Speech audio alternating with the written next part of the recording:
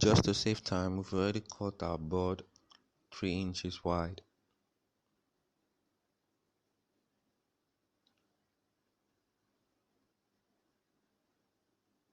Then we'll be needing a tape rule tool for the project.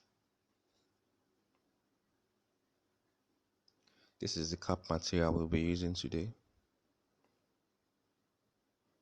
We'll also be needing a gum. Now this is the net. We are using it for the top of the cap. It is also called the aluminium net.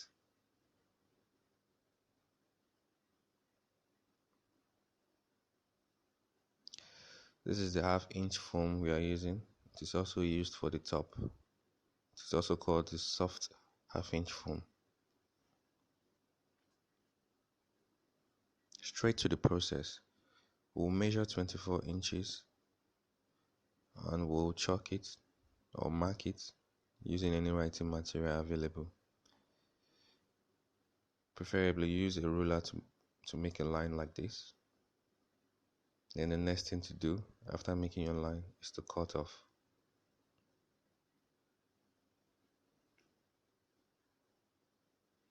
We apply gum on both sides. As you can see, we are applying gum on opposite sides. Now this is the first side. The next side we are applying gum will be the opposite side.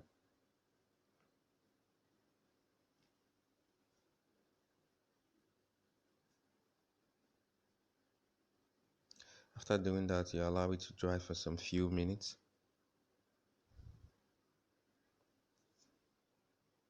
And then you join. And mind you, while joining, you should understand that half-inch is what is allowed. You join half-inch from both sides, so the measurement will reduce from 24 to exactly 23.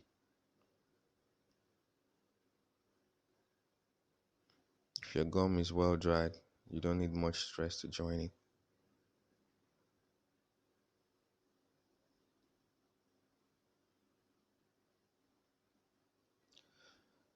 The cap material we are using, you sew it at exactly 23 inches. Then you open the sewing allowance. You can also do this with a pressing iron, but in this case, that is not needed at all.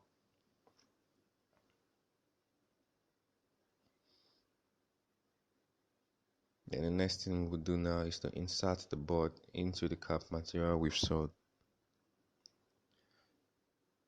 Now mind you, this takes a lot of patience. If the cap material you sew is exactly the same measurement with the board, it would take a lot of caressing for the board to enter into the cap material. So at this point, patience is advised. So while doing this, all your fingers should be on deck. And at the same time, making sure you don't ruin the board you've already gummed initially.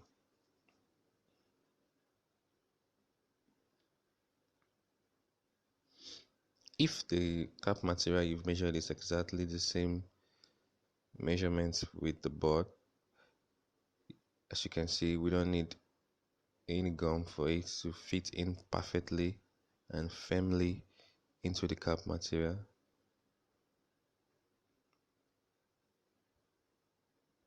As you can see, it fits firmly.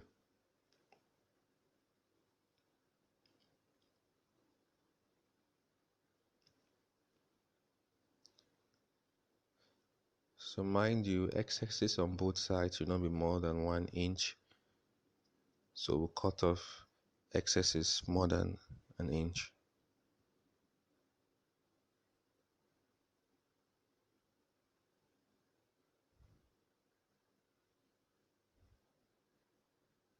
And after doing that, we head straight to the business of the day. Start applying gum on inside the cardboard. As you can see, the gum we are using is inside a bottle. We'll put it on a small plate before applying, because if you open the bottle, it gets dried up.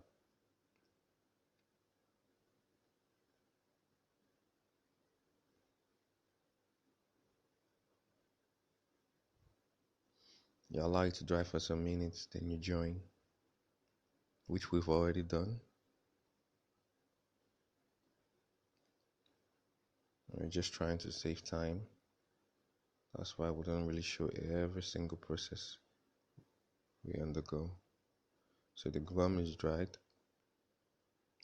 and this is the joining process. So after doing this, the next thing to do is to adjust. So any free airspace is adjusted to make sure we don't have any form of lagging.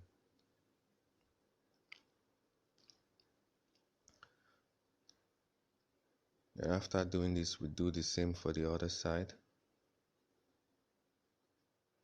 We apply the gum, allow it to dry like we did initially for the other side.